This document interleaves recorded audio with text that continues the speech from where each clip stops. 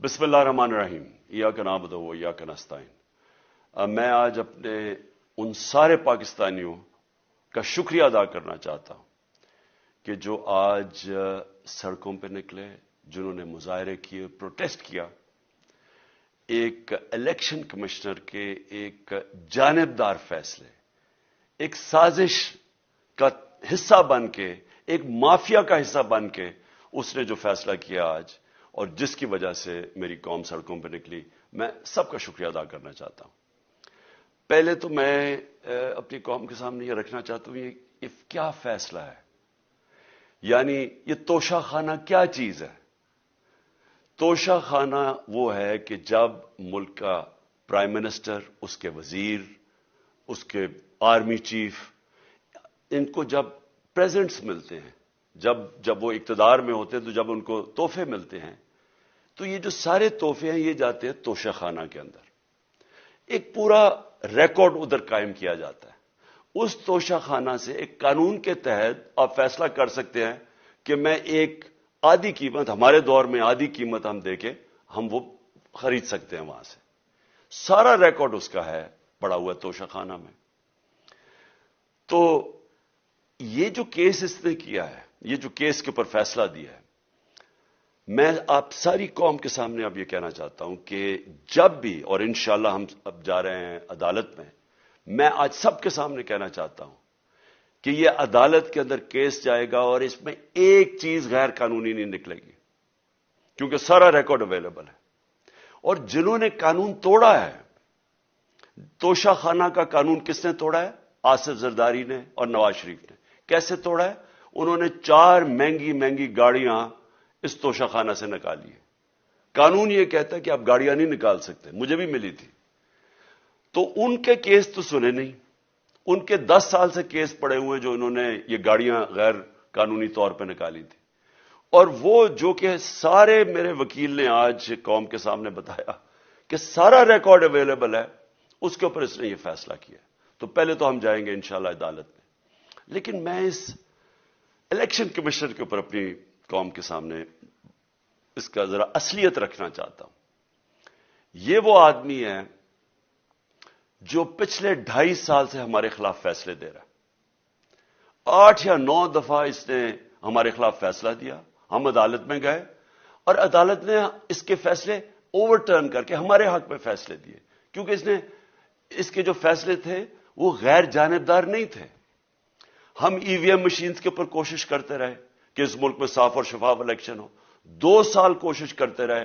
اس election commission نے Peoples party اور نون league کے ساتھ مل کے وہ نہیں ہونے دیا۔ ہم نے عدالت میں گئے کہ جو سینٹ کے اندر پیسہ چلتا ہے، سینٹ کے الیکشنز کے اندر، کہ وہ ووٹ ویریفائبل ہونی چاہیے، یعنی لوگوں کو پتا ہونا چاہیے کہ آپ کے ایم پی کدھر ووٹ ڈال رہے ہیں۔ ہم سپریم کورٹ میں گئے، سپریم کورٹ میں اجازت دے دی کہ ووٹ ویریفائبل ہونی چاہیے، اس نے روک دی۔ اس کے بعد یوسف رضا گیلانی کا بیٹا پیسے دیتے ہوئے پکڑا گیا ووٹ خریدتے ہوئے، اس نے کوئی ایکشن نہیں لیا۔ یہ اس نے جب ہمارا یہ ابھی جو آڈیو لیکس ہوئی ہے، اس کے اندر کیا چیز آئی ہے سامنے؟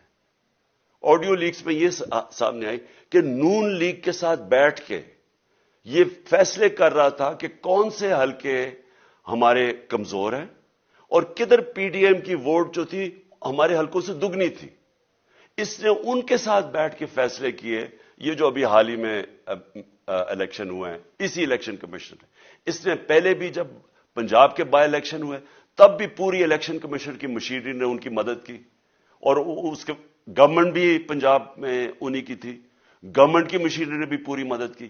اس کے باوجود دونوں دفعہ یہ الیکشن ہار گئے، اور الیکشن اس لیے ہارے کہ پاکستان کی قوم ان کو ریجیکٹ کر بیٹھی ہے، اور اللہ کا شکر ادا کرتا ہوں ہمارے ساتھ کھڑی ہے۔ جب ہماری گورنمنٹ گئی تب سے یہ مافیا کوشش کر رہا ہے کہ تحریک انصاف کو ختم کرنے کی۔ پہلے تو انہوں نے گورنمنٹ گرائی بیرونی سازش، پھر انہوں نے کروڑ روپیہ خرچ کیا، 20 یا 25 کروڑ روپے کی ووٹیں خریدی، لوگوں کو لوٹا بنایا، ہماری گورنمنٹ گرائی۔ اس کے بعد جب ہم نے مظاہرہ کیا، پرامن مظاہرہ، آئین اور قانون میں رہتے ہوئے، ہمیں آئین اجازت دیتا ہے پرامن احتجاج کرنے کی، ہم نے پرامن احتجاج کرنا تھا۔ انہوں نے جس طرح ایک بیرونی جو آج بھی وہ سائفر اویلیبل ہے جس میں واضح ہے کہ ان کو باہر سے مل کے انہوں نے ایک گورنمنٹ گرائی تھی. سب کو پتا ہے سندھ ہاؤس میں 20-20 25-25 کروڑ روپیہ چلا اور گورنمنٹ انہوں نے گرائی. اس کے اوپر مظاہرہ ہم نے کیا 25 مئی کو. انہوں نے جس طرح کا ظلم و تشدد کیا ہمارے اوپر پاکستان کی تاریخ میں ایسے کبھی نہیں ہوا.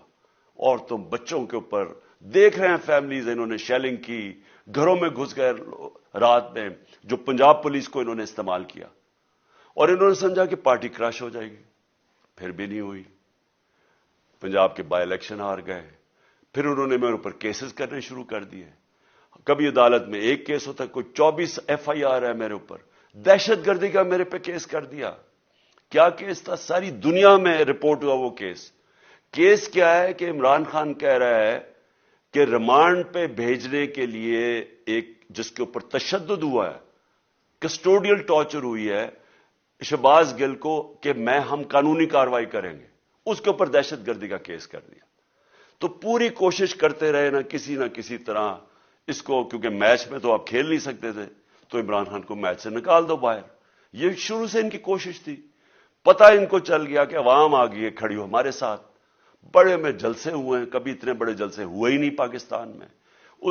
اور پھر یہ جو ابھی جو الیکشن ہوا ہے اس کے اندر پوری پلاننگ کرتے ایک کینڈیڈیٹ کھڑا کر کے پھر بھی ہار گئے. تو یہ مجھے پہلے ہی پتا تھا کہ انہوں نے اس کا رزلٹ کیا آنا ہے. میری ساری پارٹی کو پتا ہے, میں نے ان کو واٹس ایپ کیا, اپنے سارے لوگوں کو بتایا. مجھے کل رات میں نے سب کو بتا دیا کہ اس نے ڈسکوالیفائی کرنا ہے, کیونکہ یہ اس سازش کا حصہ ہے, یہ مافیا کا حصہ ہے. اور مافیا کیا کوشش کر رہی ہے یہ ذرا ساری قوم سن لو. جو پاکستان کی سب سے بڑی پارٹی ہے, جو فیڈرل پارٹی ہے, باقی پارٹیز تو اب صوبائی پارٹیز رہ گئی ہیں, چھوٹی سکڑ کے ہو گئی ہیں فیملی پارٹیز. جو سارے ملک کے اندر ایک فیڈرل پارٹی ہے اس کو ختم کرنے کی کوشش کر رہے ہیں. اور یہ میں پھر سے اس ملک کی تکلیف دے جو ہمارا تاریخ کا حصہ تھا, جب ایسٹ پاکستان ہمارے سے علیحدہ ہوا, کیا ہوا تھا؟ جو پارٹی کو سب سے بڑا مینڈیٹ ملا اسی پارٹی کو ختم کرنے کی کوشش کی. ملک کا جو ہوا وہ تاریخ کا حصہ ہے.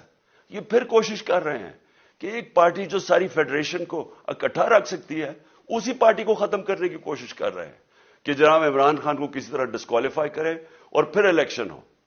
اور پھر مجھے اور نواز شریف کو ایک ہی طرح دکھایا جا رہا ہے کہ اچھا جی عمران خان بھی ڈسکوالیفائی ہو گیا تو نواز شریف بھی ہو گیا. نواز شریف اس ملک کا بڑا مجرم ہے. 30 سال سے چوری کر رہا ہے اس ملک کا پیسہ باہر. بڑے بڑے محلات ہیں اس کے اور اس کے بچوں کے باہر. ایک رسید نہیں دکھا سکتا کہ پیسہ کدھر سے آیا. میں نے کرکٹ کھیلتا تھا تو میں نے ایک فلیٹ خریدا. میں تو پبلک آفس ہولڈر بھی نہیں تھا. 34-35 سال پہلے میں نے فلیٹ خریدا جب کرکٹ کھیلتا تھا. اس کے باوجود میں نے 8 مہینے عدالت کے اندر ایک ایک رسید بتائی کہ مجھے کدھر سے انکم آئی, کدھر سے آمدنی آئی, اور باہر سے حلال کے پیسے کی جو میں نے جو خریدا فلیٹ, اس کو جب بیچا بینک کے تھرو پاکستان میں پیسہ لے کے آیا, اپنے ملک میں پیسہ لے کے آیا, اس کی بھی منی ٹریل تھی. عدالت نے مجھے صادق اور امین کہا, اور مجھے مقابلہ اس آدمی سے کر رہے ہیں جو اربوں روپے کی پراپرٹیز لے کے بیٹھا ہوا ہے. کبھی کوئی جھوٹ بولتا ہے کہ جی مجھے قطری خات کے جی قطری نے پیسے دے دیے, کبھی وہ کہتا ہے یہ ہیں وہ ذرائع وہ فیل ہو جاتا ہے, وہ بیٹی کہتی ہے میرے لندن تو چھوڑو پاکستان میں کوئی پراپرٹی نہیں, اور پھر پراپرٹی نکلا. یعنی جو بتائی نہیں